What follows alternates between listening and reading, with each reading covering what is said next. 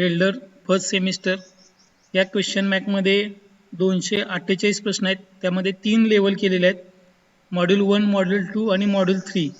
त्याच्यामध्ये सुरुवातीला मॉड्यूल 1 जे आहे ते induction training and welding process, जे सुरुवातीला ट्रेनिंग आणि वेल्डिंग पद्धती याच्याबद्दलचे या मॉड्यूल 1 मध्ये त्या ठिकाणी प्रश्न आहेत. हे साधारण प्रश्न जे आहेत ते 63 आहेत.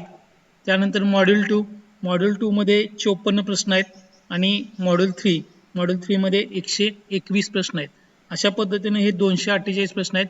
तर या प्रश्नांची आपण या ठिकाणी दररोज 50 याप्रमाणे आपण त्या ठिकाणी प्रश्नांचं या ठिकाणी पूर्ण प्रश्न, त्याचं मराठीमध्ये ट्रान्सलेशन, त्याचे पर्याय आणि त्याचा योग्य पर्याय कोणता आहे तर हे बघणार आहे. साधारणतः ही आपली एक रिव्हिजन असणार आहे, रिव्हिजन टाईप. बऱ्यापैकी आपण गेले 3 महिने टेस्ट सोडवलेले आहेत. काही वेळा आपण 20 प्रश्नाची टेस्ट सोडवली, काही वेळा आपण 50, एकदा तर आपण 100 प्रश्नांची सुद्धा टेस्ट सोडवली आहे. त्याच टेस्टमधले काही प्रश्न या ठिकाणी तुम्हाला परत एकदा बघायला मिळतील. जर ज्यावेळी ती टेस्ट सोडवताना तुम्हाला एखादा प्रश्न समजला नसेल किंवा त्याचा पर्याय कोणता आहे बरोबर हे जर का त्यावेळी कळलं नसेल तर त्या संदर्भातलं आत्ता आपण एक रिव्हिजन टाईप अशा पद्धतीचे हे सर्व हा जो तास आहे इथून पुढचे 5 तास हे आपण दररोज 50 याप्रमाणे ही फर्स्ट सेमिस्टरची सर्व क्वेश्चन बँक जी आहे ती एकदा नजरेखालून घालणार आहे, जेणेकरून तुम्हाला परीक्षेला जेव्हा ऑनलाईन परीक्षा होईल तुमची तर त्या परीक्षेला साधारणतः प्रश्न इंग्रजीमध्ये कसा आहे, त्याचं ट्रान्सलेशन काय आहे, त्याचे आपल्याला अभ्यास वजा माहिती या ठिकाणी होणार आहे. तर सुरुवातीचा पहिला प्रश्न आहे, which operation is to remove burrs from plate after cutting. म्हणजे प्लेटला कटिंग केल्यानंतर किंवा इथं मराठीमध्ये दिलेलं आहे कट केल्यानंतर प्लेटमधून बर काढण्यासाठी कोणते ऑपरेशन आहे. तर ती जी बर काढतो आपण ती कोणत्या पद्धतीनं काढतो. ऑप्शन ए आहे ब्रशिंग करून काढतो, ऑप्शन बी आहे फायलिंग करून काढतो, ऑप्शन सी स्क्रॅपिंग करून आणि ऑप्शन डी चिझलिंग करून. तर या पहिल्या प्रश्नाचं उत्तर येतं की जी आलेली बर असते प्लेटवरती ती आपण फायलिंग करून काढतो. आणि इथं पर्याय जो बी आहे ऑप्शन बी हा येतो. त्यानंतर दुसरा प्रश्न, which is used for handling hot jobs. म्हणजे गरम जॉब, हॉट म्हणजे गरम, हॉट जॉब्स हाताळण्यासाठी कोणाचा वापर केला जातो. याच्यामध्ये पर्याय आहेत टॉंग्स, शॉवेल, पोकर आणि स्निप. आता याच्यातलं टॉंग म्हणजे आपली सांडशी, तर याचं उत्तर हे टॉंग येतं, ऑप्शन ए उत्तर येतं. ऑप्शन बी जो आहे शॉवेल हा जो आहे तो भट्टीमध्ये कोळसा आत ढकलण्यासाठी खोऱ्याच्या आकाराचं एक साधन असतं, त्याला शॉवेल म्हणतात. पोकर हा सुद्धा तुमचा फोर्जिंग वगैरे असतं, लोहारी काम असतं त्याच्यामध्ये वापरला जातो, पण ह्याच्या साहाय्याने काय आपण गरम जॉब उचलत नाही. आणि स्निप म्हणजे कात्री, तर पत्रे कारागीरमध्ये त्या ठिकाणी लहान पातळ पत्रा जो असतो तो कट करण्यासाठी या स्निपचा वापर करतात. त्यामुळे हा जो प्रश्न आहे दुसरा, which is used for handling hot jobs, याचं उत्तर आहे टॉंग, ऑप्शन ए. आता हे ऑप्शन परीक्षेला कदाचित बदलतील, ABCD तुमचा सिक्वेन्स बदलतील, तर आपण या ठिकाणी फक्त पर्यायाकडे लक्ष द्या. नंतर मग तुम्हाला ज्यावेळी प्रश्न येईल त्यावेळी तो पर्याय तुम्हाला लक्षात राहील किंवा आठवणीत येईल तुमच्या, आणि त्यामुळे तुम्हाला परीक्षेला उत्तर त्याचं क्लिक करणं सोपं जाईल. आता तिसरा प्रश्न आहे, which part of hammer fits into the handle for its rigidity. आता यामध्ये आकृती पण दाखवलेली आहे हॅमरची, आणि या ठिकाणी याचं मराठीमध्ये ट्रान्सलेशन असं होतं की त्याच्या कठोरपणासाठी हॅमरचा कोणता भाग हँडलमध्ये बसतो. तर ह्याच्यामध्ये या ठिकाणी हॅमर जो हँडलमध्ये बसतो म्हणजे हँडलचा जो भाग आहे त्याच्यामध्ये जो हॅमर बसवलेला आहे तर तो कठीणपणा त्या ठिकाणी कशामुळे येतो. तर याच्यामध्ये फेस, आता फेस म्हणजे काय मी तुम्हाला दाखवतो. हा जो वरचा भाग आहे ज्याच्या साहाय्याने आपण ठोककाम करतो तो फेस. त्यानंतर पेन म्हणजे त्या ठिकाणी वरचा जो भाग असेल हॅमरचा, मग तो बॉल पेन असेल, क्रॉस पेन असेल, स्ट्रेट पेन असेल, तर तो हा वरचा भाग असतो इथला. त्याच्यानंतर चिक आणि सगळ्यात शेवटी आहे वेज. तर यामध्ये हॅमर घट्ट बसण्यासाठी आपण वेज म्हणजे पाचर, तर ती पाचर त्यामध्ये मारतो, त्यामुळे ते हॅमरचा हँडल जो आहे तो हॅमरच्या बॉडीमध्ये घट्ट बसतो. तर याचं उत्तर येते वेज. लक्षात आलं. याच्यानंतर चौथा प्रश्न आहे, which is to wear for safety while handling thin sheets. म्हणजे पातळ पत्रे हाताळताना सुरक्षितेसाठी कोणते साधन वापरायचे आहे. आता पातळ पत्रे ज्यावेळी हाताळतो आपण त्यावेळी पातळ पत्र्यांना बर आलेली असते किंवा त्याची जी कडा असते ती धारदार असते आणि त्यामुळे हाताला कापू शकतं. आता हाताला कापू नये म्हणून आपण त्या ठिकाणी कोणतं साधन वापरायला पाहिजे. पर्याय बघा, टॉंग काय हाताला कापण्यापासून वाचू शकत नाही. क्लॅम्प जॉब पकडण्यासाठी असतो त्यामुळे इथे सुद्धा तो याचा वापर होणार नाही. हँड ग्लोव्ज हा पर्याय बरोबर आहे, कारण आपण हँड ग्लोव्ह जर वापरला तर त्या ठिकाणी जी धारदार पातळ पत्र्याची कडा जी आहेत किंवा त्याला जी आलेली बर आहे ती त्या ठिकाणी हाताला कापणार नाही. आणि हँडस्क्रीन आपण त्या ठिकाणी वेल्डिंग काम करत असताना आर्क पासून संरक्षण मिळण्यासाठी वापरतो, त्यामुळे याचा पर्याय आहे हँड ग्लोव्ज आपण पातळ पत्रे हाताळताना हँड ग्लोव्ज घातलं पाहिजे. याच्यानंतर पुढं 5वा प्रश्न, what is the type of clamp. आकृतीमध्ये दिलेला जो क्लॅम्प आहे त्याचा प्रकार कोणता आहे, आणि याच्यामध्ये पहिला ऑप्शन आहे सी क्लॅम्प, दुसरा यू क्लॅम्प, तिसरा स्क्रू क्लॅम्प आणि चौथा आहे जिग अँड फिक्चर.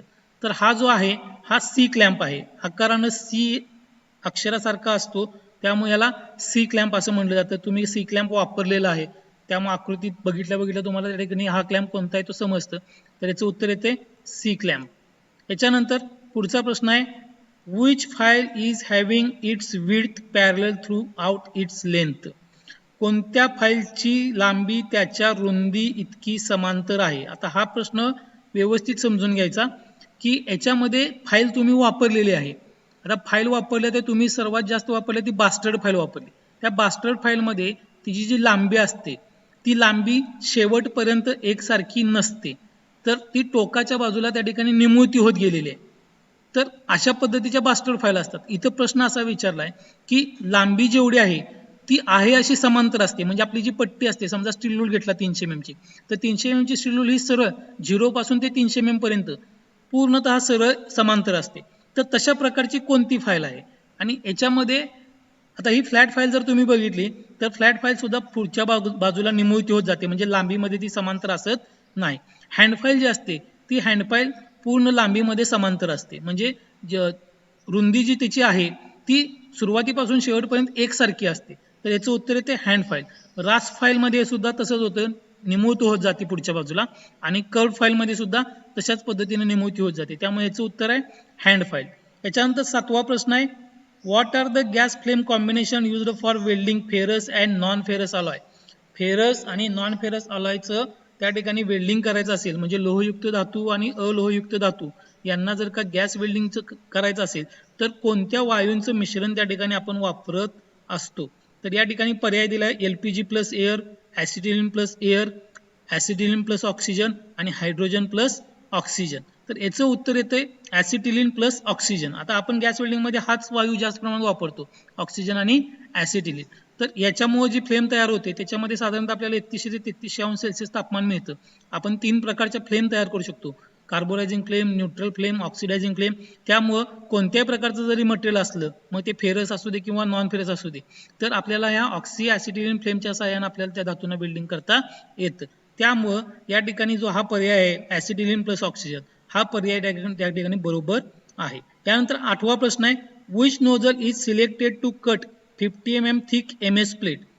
15 mm जाडीची MS प्लेट कट करायची असेल तर किती साईजचा नोझल वापरावा लागेल, अशा पद्धतीचा प्रश्न आहे. तर याचं उत्तर जे आहे ते 1.2 mm आहे. 1.2 mm चा जर नोझल वापरला आपण तर आपण 15 mm पर्यंतच्या जाडीच्या प्लेटला गॅस कटिंग क्रिया करू शकतो. याच्यानंतर पुढचा प्रश्न आहे प्रश्न क्रमांक 9, which is the hottest point of oxyacetylene flame. Oxyacetylene flame मधला सर्वात उच्च तापमानाचा बिंदू कोणता किंवा उच्च तापमान किती. तर याच्यामध्ये बघा, ऑक्सीऍसिटिलीन म्हटलं की आपल्याला माहित आहे 3100 ते 3300 अंश सेल्सिअस असतं. आता इथं पर्याय बघितल्यानंतर तुमच्या लक्षात येतं 2000 ते 2200 अंश सेल्सिअस. तर हे काय ऑक्सीऍसिटिलीन मध्ये 2000 पेक्षा जास्तच असते. त्यानंतर 2500 ते 27, नाही याच्यापेक्षा पण जास्त असते, 2700 ते 3000, पण अजून सुद्धा 3100 ते 3300 असते. त्यामुळे आपल्याला हॉटेस्ट पॉईंट जो आहे तो 3000 ते 3200 अंश सेल्सिअस असतो. तर हा पर्याय बरोबर येतो, 3000 ते 3200 अंश सेल्सिअस इतका ऑक्सीऍसिटिलीन फ्लेमचा सर्वात उष्ण पॉईंट असतो किंवा हॉटेस्ट पॉईंट असतो. प्रश्न क्रमांक 10, what is marked as part X of a portable cutting machine. Portable cutting machine दाखवलेली आहे इथं, आणि या मशीन मधला एक पार्ट दाखवलाय तो X या नावानं दर्शवलेला आहे. तर या X या पार्ट मध्ये दर्शवलेल्या नावाच्या पार्टचं नाव काय सांगायचं आपल्याला. याच्यामध्ये पर्याय दिलेत speed control, vertical control, preheat control आणि हॉरिझॉन्टल कंट्रोल. तर या ठिकाणी हा जो नॉब असतो, तुम्हाला मशीन दाखवलेली होती याच्यामध्ये हा जो नॉब आहे तो आपला जो नोझल आहे तो नोझल आणि जॉब यांच्यामधलं अंतर कमी जास्त आपण करू शकतो फ्लेम मधलं, आणि त्यामुळं हा जो आहे तो व्हर्टिकल कंट्रोल करत असतो. त्यामुळं हा जो एक्स पार्ट दाखवलेला आहे तो व्हर्टिकल कंट्रोलचा आहे. लक्षात आलं? त्यामुळे ह्याचं उत्तर जे आहे ते व्हर्टिकल कंट्रोल असं येणार आहे. पर्याय बी दाखवलेला आहे या ठिकाणी. यानंतर पुढचा प्रश्न आहे 11वा. What safety measures to be taken while performing hacksaw cutting. जे हेक्सॉ कटिंग करताना कोणती सुरक्षितता घ्यावी, अशा पद्धतीचं या ठिकाणी प्रश्न विचारलेला आहे. आणि ह्याच्यामध्ये पर्याय दिलेले आहेत. Improper working height. आता हेक्सॉन कटिंग करताना चुकीच्या उंचीवर कटिंग करत असाल तर. दुसरं, pressure applied during sawing. Cutting करताना जास्त दाब दिला असला तर. त्याच्यानंतर hold the handle firmly while sawing. तुम्ही ज्यावेळी कटिंग करता त्यावेळी हँडल जे आहे ते घट्ट पकडलं पाहिजे. आणि चौथा, blade secured with adequate tension. म्हणजे ब्लेड जे आहे त्या ब्लेडला व्यवस्थित चांगला ताण दिला पाहिजे. तर याच्यामध्ये ही जे चौथा पर्याय आहे की ब्लेडला व्यवस्थित चांगला ताण दिला पाहिजे, तर ही सेफ्टी आपण हेक्सॉ कटिंग करताना घेतली पाहिजे. बाकीचे 3 ऑप्शन जे आहेत ते याच्यामध्ये बसत नाही. त्यामुळे याचा पर्याय 4 जो आहे, blade secured with adequate tension, म्हणजेच ब्लेड पुरेशा तणावाने सुरक्षित आहे का, हे आपण हेक्सॉ कटिंग करताना त्या ठिकाणी सेफ्टी म्हणून बघितलं पाहिजे. त्यानंतर प्रश्न क्रमांक 12वा. Which of the following injury is common in gas welding. Gas welding मध्ये सर्वसाधारणपणे घडणारी इजा कोणती, असा प्रश्न विचारलेला आहे. तर गॅस वेल्डिंग म्हणल्यावर तुमच्या लक्षात आलं असणार आहे, ऑक्सिजन ऍसिडिन वायू त्यांच्यापासून फ्लेम तयार होते, फ्लेम पासून तापमान होतं, तापमानाने धातू वितळतो. तर त्याच्यामध्ये कॉमन इंजुरी बघा, इलेक्ट्रिक शॉक. आता गॅस वेल्डिंग मध्ये इलेक्ट्रिक शॉक लागणारच नाहीये. दुसरं, बर्न ड्यू टू फ्लेम. लक्षात घ्या, बरोबर आहे, कारण का तर फ्लेमच्या साह्यामुळे फ्लेममुळे आपल्याला त्या ठिकाणी भाजू शकतं. त्यानंतर bleeding due to cut injury. Cut होऊन त्या ठिकाणी आपल्याला इजा होऊ शकते. गॅस कटिंग मध्ये कट होण्याचा काही प्रश्नच येत नाही. त्यानंतर injury by hot flying particles. Hot flying particles म्हणजे स्पॅटर्स वगैरे जसं असतं आर्क वेल्डिंग मध्ये, तशा प्रकारचं स्पॅटर्स पडून त्या ठिकाणी आपल्याला भाजणं. तर गॅस वेल्डिंग मध्ये अशा प्रकारचं स्पॅटर्स वगैरे काही जास्त प्रमाणात येत नाही, त्यामुळे ही सुद्धा इजा होऊ शकत नाही. तर आपल्याला इजा होणार आहे ती आहे बर्न्स ड्यू टू फ्लेम, म्हणजे फ्लेमच्या साह्यानं भाजणे. ही गॅस वेल्डिंग मधील कॉमन इंजुरी आहे, म्हणजेच दुखापत आहे, सर्वसामान्य घडणारी दुखापत आहे. त्यानंतर प्रश्न क्रमांक 13वा. What is the name of blowpipe part x shown in figure. तुम्हाला एक आकृती दिलेली आहे, त्या ब्लोपाईपची आकृती आहे ती, आणि त्या ब्लोपाईपच्या आकृतीमध्ये पार्ट एक्स असा नाव दर्शवलेलं आहे, आणि तो पार्ट काय आहे हे सांगायचं आहे. याच्यामध्ये पहिला आहे ऑक्सिजन इनलेट. आता ऑक्सिजन इनलेट या दोन्हीपैकी एका ठिकाणी असणार आहे, एका ठिकाणी ऑक्सिजन, एका ठिकाणी ऍसिटिलीन, त्यामुळे हा तर काय पर्याय नाहीये. दुसरं, ऑक्सिजन कंट्रोल व्हॉल्व. आता कंट्रोल व्हॉल्व जे असतात ते तुमचे ज्या ठिकाणी कनेक्शन करतात त्या शेजारीच असतो ऑक्सिजनचा आणि ऍसिटिलीनचा, त्यामुळे हा ऑक्सिजन कंट्रोल व्हॉल्व सुद्धा नाहीये. त्यानंतर ऍसिटिलीन कंट्रोल व्हॉल्व, त्याच्या समांतर बरोबर समोरच्या बाजूला ऍसिटिलीनचा कंट्रोल व्हॉल्व असतो, तो सुद्धा इथं पार्ट मध्ये दाखवलेला नाही. तर पार्ट मध्ये दाखवलाय तो या ठिकाणी हा पार्ट दाखवलाय. आणि हा बघा चौथा पर्याय, कटिंग ऑक्सिजन कंट्रोल व्हॉल्व. हा जादा ऑक्सिजन जो आहे तो आपण हा व्हॉल्व दाबल्यानंतर या ब्लोपाईप मधनं, कटिंग टॉर्च मधनं जादा ऑक्सिजन या ठिकाणी बाहेर पडेल, त्यामुळे हा जो पार्ट एक्स दाखवलेला आहे तो कटिंग ऑक्सिजन कंट्रोल व्हॉल्व आहे. समजलं? याच्यानंतर प्रश्न क्रमांक 14वा. आता या ठिकाणी 2 आकृती आहेत आणि परीक्षेला दोन्हीपैकी एक आकृती पडते, त्यामुळे आकृतीकडे लक्ष व्यवस्थित द्या आणि काय विचारलंय हे महत्वाचं आहे. यामध्ये प्रश्न समजून घ्या. 14वा प्रश्न बघा, which nozzle shown in figure requires replacement of nozzle. खाली दिलेल्या 4 आकृत्या ज्या आहेत नोझलच्या, त्याच्यामधून कोणता नोझल, कटिंगचा नोझल जो आहे गॅस कटिंग नोझल, तो तुम्हाला बदलावा लागेल असं विचारले. मग ए बदलावा लागेल, बी का सी का डी, अशा पद्धतीचा हा प्रश्न आहे. तर याच्यामध्ये याचं उत्तर जे आहे ते डी आहे. कारण का तर डी जो नोझल आहे त्या नोझलचे सर्वच्या सर्व होल्स पॅक झालेले आहेत, म्हणजे बंद झालेले आहेत. त्यामुळे जर अशा पद्धतीचा नोझल जर झाला असेल आपला कटिंग काम करताना, तर आपल्याला हा जो डी पर्याय आहे तो बदलावा लागेल. म्हणजे डी पर्यायाचा नोझल जो आहे तो आपल्याला बदलून त्या ठिकाणी दुसरा नोझल बसवावा लागेल आणि आपलं काम करावं लागेल. तर या प्रश्नामध्ये डी म्हणजे डी हा नोझल जो आहे तो बदलावा लागेल. आता 15वा प्रश्न व्यवस्थित जर तुम्ही बघितला तर त्या 15व्या प्रश्नामध्ये त्या ठिकाणी बघा प्रश्न असा विचारलाय, which nozzle shown in figure indicates good condition nozzle. आता मगाशी सगळ्यात वाईट कंडिशन मधला किंवा सगळ्यात खराब कंडिशन मधला नोझल जो बदलावा लागेल तो विचारलेला, आणि या प्रश्नामध्ये चांगला म्हणजे इथं लक्ष असलं पाहिजे तुमचं की इथं काय विचारलंय. इंडिकेट्स गुड कंडिशन नोझल, आता ABCD अशीच आकृती आहे. आता याच्यातला आपल्याला चांगला नोझल कोणता आहे हे सांगायचं आहे आपल्याला. तर त्याच्यामध्ये बघा इथं नोझलला बऱ्यापैकी थोडासा प्रॉब्लेम दिसतोय. इथं सुद्धा होल छिद्र वगैरे व्यवस्थित दिसत नाहीत. या आकृतीमध्ये डीच्या आकृतीमध्ये सुद्धा दिसत नाहीत. सी मध्ये मात्र सेंटरचं होल बाजूला 4 होल जी दिसतात ती बरोबर दिसतात. त्यामुळं हा जो नोझल आहे हा गुड कंडिशन मधला आहे. म्हणजे इथं पर्याय जो आहे तो सी येतो की आकृतीत दाखवलेला कोणता नोझल चांगल्या स्थितीत आहे, तर नोझल सी हा चांगल्या स्थितीमध्ये आहे. आणि परीक्षेला वरचा किंवा हा प्रश्न दोन्हीपैकी एक प्रश्न हमखास विचारला जातो.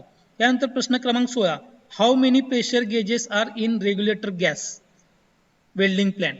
आता वेल्डिंग प्लांट मध्ये जो रेग्युलेटर वापरतो तो किती गेजचा असतो असा प्रश्न विचारलेला आहे.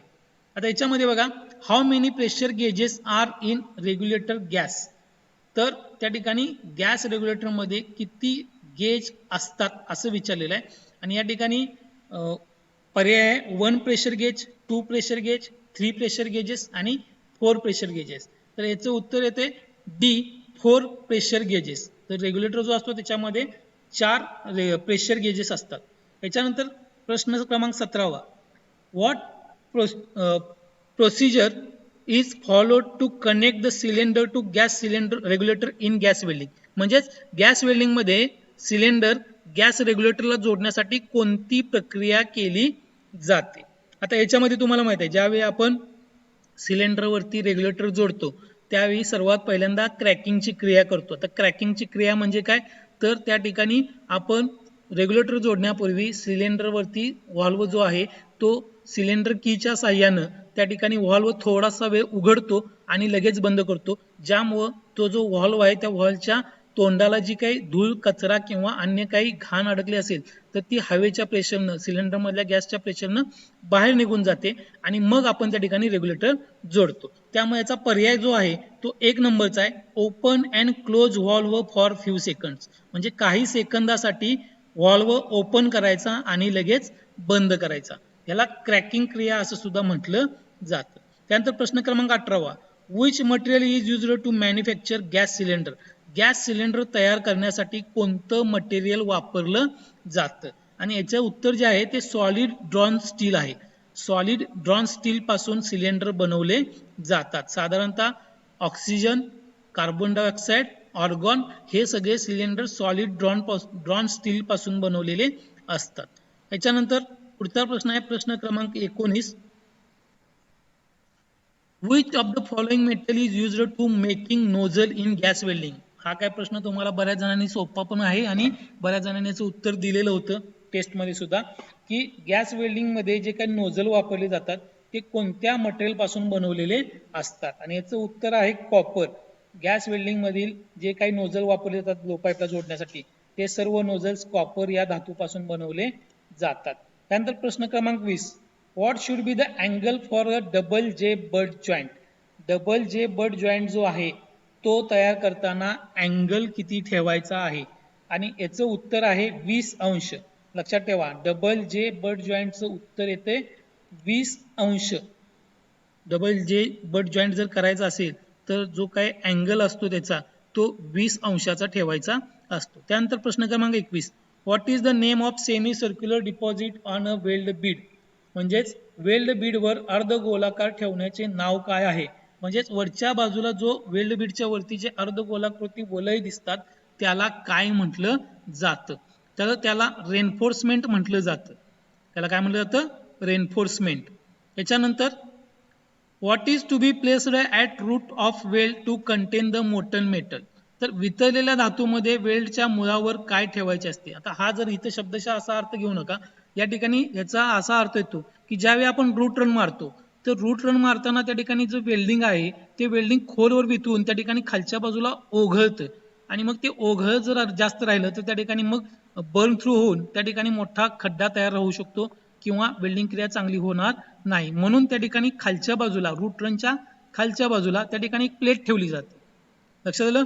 आणि ती प्लेट ठेवून त्या ठिकाणी रूट रन मारला जातो. ती प्लेट शक्यतो कॉपरची असते जेणेकरून तुम्ही जर का MS धातूला वर्ण वेल्डिंग केला रूट रनला तरी कॉपर आणि MS एकत्र येत नाहीत, म्हणजे एकमेकांमध्ये वेल्डिंग होण्याची शक्यता असत नाही. तर ही जी प्रोसेस आहे त्या ठिकाणी रूट रनच्या खाली त्या ठिकाणी प्लेट ठेवणं याला बॅकिंग असं म्हटलं जातं. याला काय म्हटलं जातं, बॅकिंग म्हणजे खालच्या बाजूला आपण सपोर्ट देतो. सपोर्ट कशासाठी देतो तर वितळलेलं मटेरियल जे आहे ते खाली पूर्ण ओघळू नये, कारण खाली जर कॉपरची प्लेट टाकली तर ते मटेरियल ओघळणार नाही. त्यामुळं ही जी पद्धत आहे याला बॅकिंग असं म्हटलं जातं.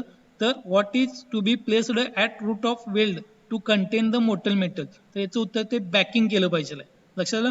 त्यानंतर प्रश्न क्रमांक 23, which cut off lines has 2 rows of teeths cut diagonally each other. तर इथं फाईल बद्दलचा हा प्रश्न आहे की फाईलवरती जे कट असतात त्याबद्दलचा प्रश्न आहे. तर फाईलच्या कोणत्या फाट्यामध्ये 2 पंक्ती असतात त्या प्रत्येकास तिरंगी असतात. तर या ठिकाणी काय प्रश्न आहे बघा, which cut off files has 2 rows of teeth, म्हणजे फाईलला जे दाते असतात ते दाते 2 ओळीमध्ये असतात, पण कट डायगोनली इच अदर, पण ते प्रत्येक जो दाता आहे तो त्या ठिकाणी प्रत्येकाला त्या ठिकाणी तिरका काय करत असतो, कट करत असतो. अशा पद्धतीचं कोणतं फाईलचं कट आहे, तर याचं उत्तर आहे डबल कट. डबल कट मध्ये त्या ठिकाणी अशा पद्धतीचे 2 दात्यांची लाईन असते ती डायगोनली एकमेकांना कट करत असते. त्याच्यानंतर 24वा प्रश्न आहे, which type of blade is available in hexa blade with 1 mm pitch. 1 mm pitch असणारं हेक्सा ब्लेड कोणतं, असं विचारलेला प्रश्न आहे हा.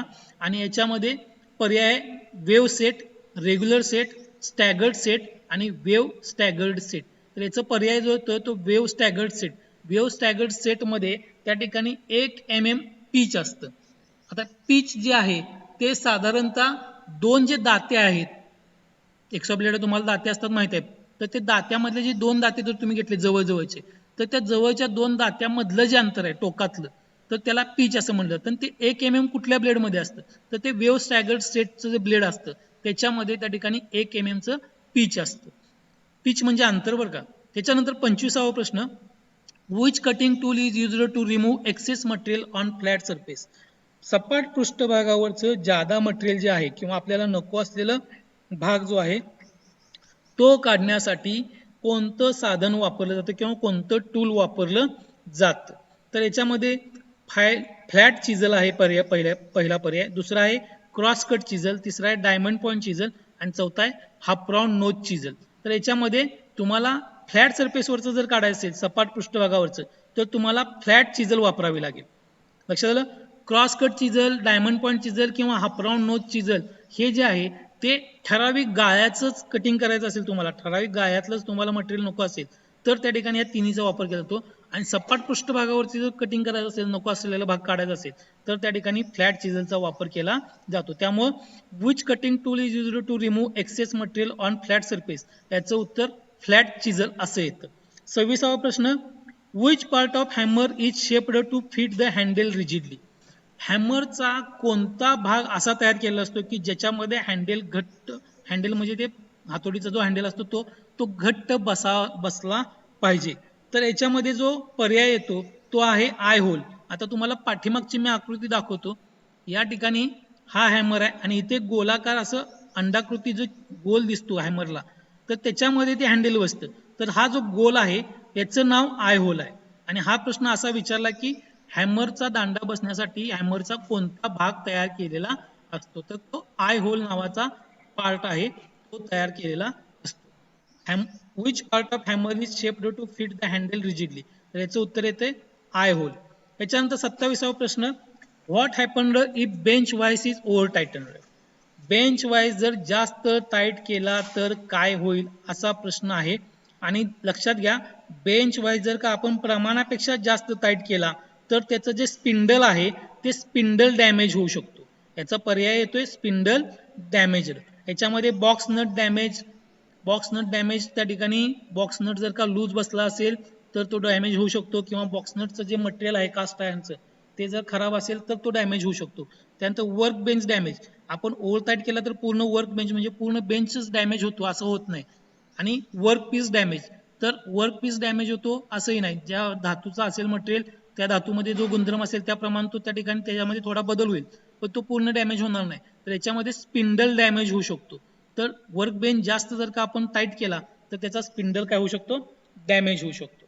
याच्यानंतर 28वा प्रश्न,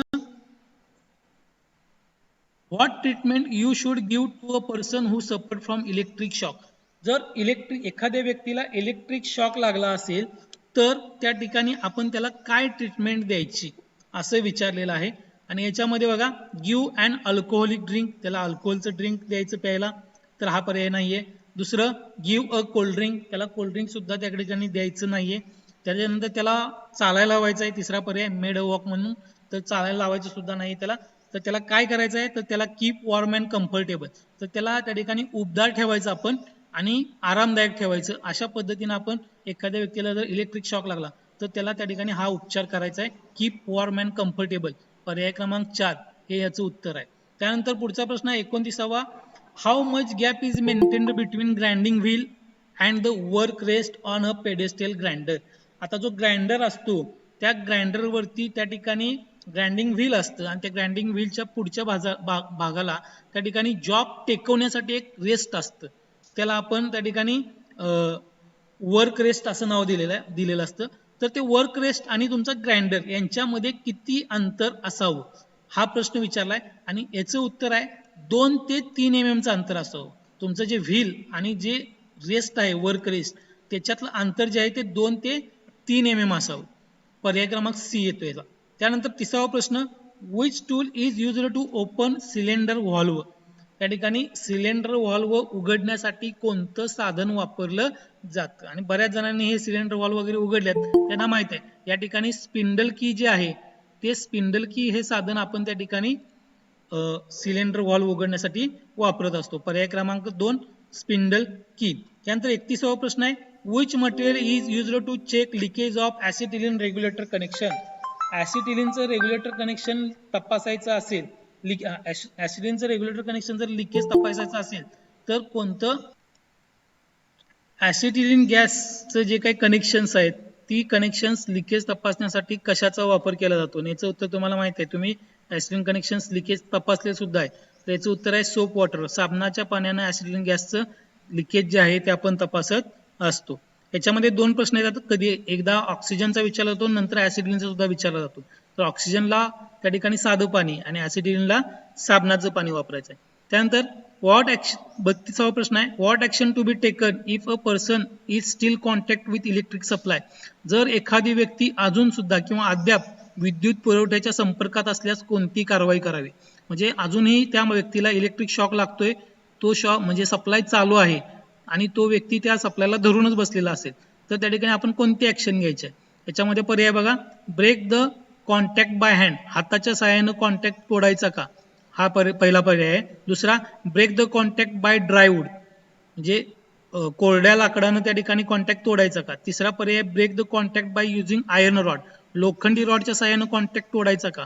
आणि चौथा आहे, break the contact by pushing with leg, पायानं त्याला ढकलून त्या ठिकाणी कॉन्टॅक्ट त्याचा ब्रेक करायचा आहे का. तर याचं पर्याय येते ब्रेक द कॉन्टॅक्ट विथ ड्रायवूड. ड्रायवूड म्हणजे सुकं लाकूड, तर सुक्या लाकडाचा वापर करून त्या ठिकाणी तो जो कॉन्टॅक्ट आहे अजून त्याचा संपर्क आहे तारेशी तो त्या ठिकाणी आपल्याला तोडायचा असतो. याच्यानंतर 33वा प्रश्न आहे, what is done to avoid injury to fingers after hacksawing or chiselling a metal piece. धातूच्या जॉबची हेक्सॉइंग किंवा चिझलिंग झाल्यानंतर बोटांना जी दुखापत होऊ शकते ती टाळण्यासाठी काय करायचं आहे. आणि या ठिकाणी पर्याय आहेत फायलिंग, क्लिनिंग, ग्राइंडिंग आणि डिबरिंग. तर याचं उत्तर आहे डिबरिंग. डिबरिंग हे शक्यतो ज्यावेळी आपण एखाद्या मेटलवरती होल पाडतो किंवा कटिंग करतो तर त्या ठिकाणी त्या डिबरिंगची एक प्रोसेस केली जाते. तर त्याच्या साहाय्यानं आपण त्या ठिकाणी आपल्या हाताला ती जी बर असते ती लागू शकते ती काढण्यासाठी डिबरिंगचा वापर करत असतोय. तर ह्याचा पर्याय जो येतोय तो डिबरिंग येतोय. याच्यानंतर 34वा प्रश्न, what is the method to control back fire while welding. Welding करत असताना बॅक फायर जे आहे ते जर होत असेल तर त्याच्यावरती कंट्रोल कसं करायचं. तर याच्यामध्ये पर्याय बघा, क्लोज ऑक्सिजन कंट्रोल व्हॉल्व्ह, पहिला पर्याय. दुसरा, क्लोज ऍसिटिलीन कंट्रोल व्हॉल्व्ह. तिसरा पर्याय, first close the oxygen cylinder valve. आणि चौथा आहे first close the acetylene cylinder valve. तर याचा पर्याय जो आहे पहिला येतो close the oxygen control valve. कारण तुम्हाला माहिती आहे ऑक्सिजन हा ज्वलनाला मदत करणारा वायू आहे, त्यामुळे पहिल्यांदा आपण जर का ऑक्सिजनचा कंट्रोल व्हॉल्व्ह जर बंद केला तर त्या ब्लोपाईप मध्ये जे काही बॅक फायर झालेला आहे त्या ठिकाणी ऑक्सिजनचा पुरवठा होणार नाही आणि त्या ठिकाणी जर ऑक्सिजनच जर आला नाही तर त्या ठिकाणी मोठ्या प्रमाणात आग लागणार नाही. त्यामुळं which is the method to control back fire while welding याचा पर्याय क्लोज ऑक्सिजन कंट्रोल व्हॉल्व्ह असा येतो. यानंतर 35वा प्रश्न, Which hand tool is used to remove excessive adhering slag after gas cutting? Gas cutting क्रिया केल्यानंतर गॅस कटिंगच्या खालच्या बाजूला, जॉबच्या खालच्या बाजूला जी स्लॅग जमा होते ऑक्साईडची, तर ती काढण्यासाठी कोणतं टूल वापरावं असा प्रश्न विचारलेला आहे. आणि याचं उत्तर आहे चिजल. कारण चिजल शिवाय ते मटेरियल निघत नाही. चिपिंग हॅमर वगैरे जर आपण वापरायला लागलो तर त्या ठिकाणी ती स्लॅग व्यवस्थितरित्या निघत नाही. कधी कधी ती स्लॅग घट्ट पकडून बसलेली असते जॉबला, त्यामुळे ती काढण्यासाठी चिजलचा वापर करतो. आपण गॅस कटिंगची प्रॅक्टिकल केलेले आहेत, जॉब स्वच्छ सुद्धा केलेला आहे, तर त्यावेळी शक्यतो आपण जास्त प्रमाणात चिजल वापरलेली आहे. आणि आर्क वेल्डिंगचे किंवा गॅस वेल्डिंगचे जॉब करताना त्या ठिकाणी आपण चिपिंग हॅमरचा वापर करतो.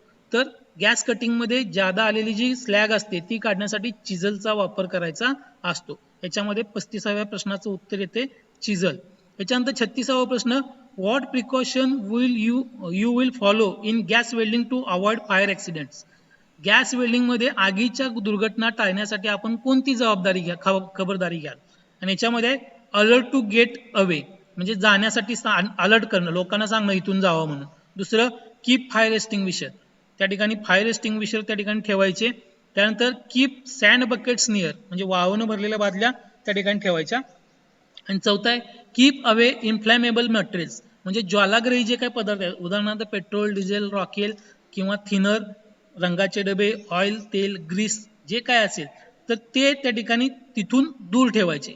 तर या प्रश्नाचं उत्तर जे आहे ते चौथा पर्याय आहे, कीप अवे इन्फ्लॅमेबल मटेरियल्स म्हणजे ज्वालाग्रही साहित्य त्या ठिकाणापासून दूर ठेवा.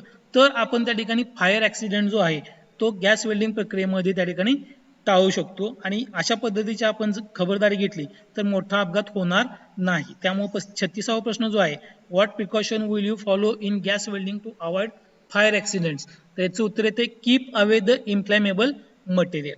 याच्यानंतर 37वा प्रश्न आहे, which injury is to be covered immediately by clean cloth on affected portion of the body? शरीराचा कोणत्या प्रभावित भागावर त्या ठिकाणी स्वच्छ कापडाने कोणती जखम ताबडतोब झाकली पाहिजे, अशा पद्धतीचा त्या ठिकाणी प्रश्न विचारलेला आहे. या ठिकाणी जखम असणार आहे, ती जखम 4 पर्याय दिलेत जखमेचे, त्यातली कोणती जखम जी आहे ती स्वच्छ कापडानं ताबडतोब झाकली पाहिजे असा प्रश्न विचारलेला आहे. कट इंजुरी, कट म्हणजे त्या ठिकाणी तुम्हाला जर कापला असेल तर. दुसरा आहे बर्न इंजुरी म्हणजे त्या ठिकाणी तुम्हाला भाजला असेल तर. तिसरा आहे क्रश इंजुरी आणि चौथा आहे ब्रोकन इंजुरी. तर याच्यामध्ये पर्याय जो आहे बी, बर्न इंजुरी, तर या बर्न इंजुरी म्हणजे ज्या ठिकाणी आपल्याला भाजलेलं असतं तो भाजलेला शरीराचा भाग जो आहे तो स्वच्छ कापडानं पटकन झाकला गेला पाहिजे. अशा पद्धतीनं हा 37व्या प्रश्नाचं उत्तर आहे बर्न इंजुरी. यानंतर 38वा प्रश्न, why should a welder clothes are free of oil or grease while welding? Welding करताना वेल्डरचे कपडे ऑइल आणि तेल, ऑइल किंवा तेल यांच्यापासून का मुक्त असावं किंवा त्याच्या कपड्याला ऑइल तेल का लागलेलं असू नये? तर याच्यामध्ये पर्याय आहेत, टू प्रोटेक्ट द जॉब म्हणजे जॉबचं रक्षण करण्यासाठी. दुसरं, to reflect the arc rays जे आर्कमधून किरणं बाहेर पडतात त्यांचं परावर्तन करण्यासाठी, रिफ्लेक्शन करण्यासाठी. तिसरं, to avoid catching of fire आग लागू नये म्हणून, कपड्यांना आग लागू नये म्हणून. आणि चौथं, to protect the welding machine welding मशीनच्या रक्षणासाठी. तर याच्यातलं पर्याय 3 जो आहे, टू अवॉइड कॅचिंग फायर म्हणजे आग पकडणे टाळण्यासाठी त्या ठिकाणी वेल्डरची जी कपडे आहेत ती ऑइल आणि तेल किंवा ग्रीस पासून मुक्त असली पाहिजेत. त्याच्यानंतर 39वा प्रश्न आहे, which is the treatment given to a person affected by accident on the spot? ज्यावेळी एखादा अपघात घडतो त्यावेळी ऑन द स्पॉट त्या अपघाताच्याच ठिकाणी जे एखाद्या व्यक्तीवरती जे काही उपचार केले जातात त्याला काय म्हटलं जातं? 39वा प्रश्न आहे. आणि त्याला फर्स्ट एड असं म्हणतात, प्रथम उपचार. त्यामुळे बाकीचे काही ट्रीटमेंट वगैरे काही म्हणायची गरज नाही. याचं उत्तर आहे फर्स्ट एड.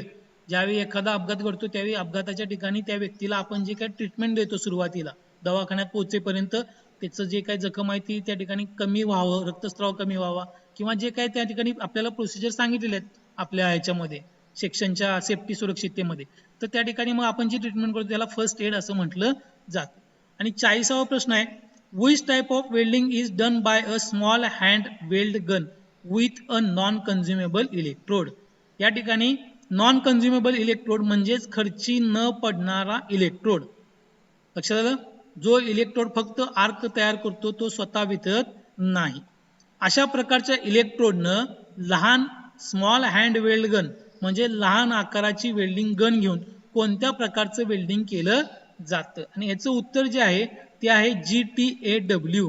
GTAW म्हणजे gas tungsten arc welding. Gas tungsten arc welding किंवा याला स्टिक वेल्डिंग म्हणतात किंवा यालाच ऑर्गॉन वेल्डिंग सुद्धा म्हटलं जातं.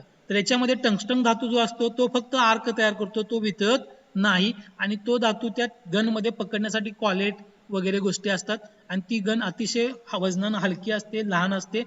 त्या मानानं तुम्ही SMAW म्हणजे आर्क वेल्डिंग मध्ये जो रॉड वापरता तो स्वतः खर्ची पडतो, वितळतो, त्यामुळं या ठिकाणी तो नॉन कन्झ्युमेबल रॉड नसतो. GMAW gas metal arc welding या ठिकाणी सतत पुरवली जाणारी वायर असते आणि ती वायर आर्क तयार करते आणि ती वायर वितळते सुद्धा. त्यामुळे या ठिकाणी सुद्धा जो काही तुमचा इलेक्ट्रोड आहे तो कन्झ्युमेबल असतो, त्यामुळे हा पण पर्याय येत नाही. पर्याय जो आहे तो आहे GTAW, ज्याच्यामध्ये टंगस्टनचा रॉड असतो, तो त्या ठिकाणी नॉन कन्झ्युमेबल आहे, तो आर्क तयार करतो आणि आर्क तयार झाल्यानंतर धातू वितळतो आणि त्या वितळलेल्या धातूमध्ये फिलर रॉड वितळून आपण वेल्डिंगची क्रिया पूर्ण करतो. त्याला GTAW किंवा टिग वेल्डिंग किंवा त्याला ऑर्गॉन वेल्डिंग असं सुद्धा म्हटलं जातं.